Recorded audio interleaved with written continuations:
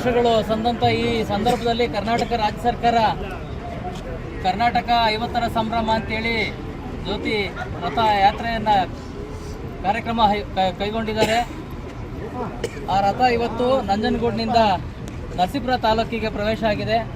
ಮೊದಲನೇದಾಗಿ ಗುಂಜನರಸಿಂಹಸ್ವಾಮಿ ಟೆಂಪಲ್ನ ಆವರಣದಲ್ಲಿ ಪೂಜೆಯನ್ನು ಸಲ್ಲಿಸೋದ್ರ ಮುಖಾಂತರ ಟಿ ನರಸೀಪುರ ತಾಲೂಕಿನ ಪ್ರಮುಖ ಬೀದಿಗಳಲ್ಲಿ ಮೆರವಣಿಗೆಯನ್ನು ಮಾಡಿ ಮೆರವಣಿಗೆಯಲ್ಲಿ ಸಾಗಿ ತದನಂತರ ಬನ್ನೂರು ಪಟ್ಟಣಕ್ಕೆ ರಥಯಾತ್ರೆಯನ್ನು ಕೊಂಡೊಯ್ದು ಬನ್ನೂರಿನ ಪ್ರಮುಖ ಬೀದಿಗಳಲ್ಲಿ ಅಲ್ಲಿ ಕೂಡ ಮೆರವಣಿಗೆಯನ್ನು ಕೈಗೊಂಡು ಈ ದಿನ ಸಂಜೆ ಮೈಸೂರು ತಾಲೂಕಿಗೆ ರಥವನ್ನು ಹಸ್ತಾಂತರ ಮಾಡಲಿದ್ದೇವೆ.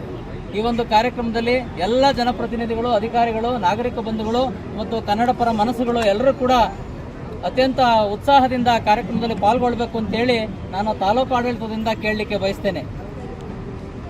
ಕಾರ್ಯಕ್ರಮನ ರಾಜ್ಯ ಸರ್ಕಾರ ಒಕ್ಕೂರಲಿಂದ ಇಲ್ಲಿವರೆಗೂ ಯಾವುದೇ ಸರ್ಕಾರ ಈ ಒಂದು ಯೋಜನೆನ ಕೈಗೊಂಡಿರಲಿಲ್ಲ. ಕನ್ನಡಕ್ಕೆ ಮಾನ್ಯತೆ ಕೊಡಬೇಕು ಅಂತ ಹೇಳಿ ಸನ್ಮಾನ್ಯ ಶ್ರೀ ಸಿದ್ದರಾಮಯ್ಯನವರು 10 ತಿಂಗಳಿಂದ ಇದು ಸತತವಾಗಿ ಇಡೀ ರಾಜ್ಯನ ಪ್ರವಾಸ ಮಾಡ್ತಾ ಇದೆ. ಹಂಗಾಗಿ ಇವತ್ತು ನಮ್ಮ ಈ ತಾಲೂಕಿಗೆ ಬಂದು ನಮ್ಮ ತಹಸೀಲ್ದಾರ್ ಅವರಿಗೆ ಹಸ್ತಾಂತರ ಆಗಿ ಇಲ್ಲಿಂದ ಬನ್ನೂರು ಹೋಗಿ ಬನ್ನೂರಿಂದ ಮೈಸೂರಿಗೆ ಬೀಳ್ಕೊಡುಗೆ ಕಾರ್ಯಕ್ರಮ ತಹಸೀಲ್ದಾರ್ ಮುಖಾಂತರ ಆಗುತ್ತೆ ಅಂತೇಳಿ ನಾನು 2 ಮಾತು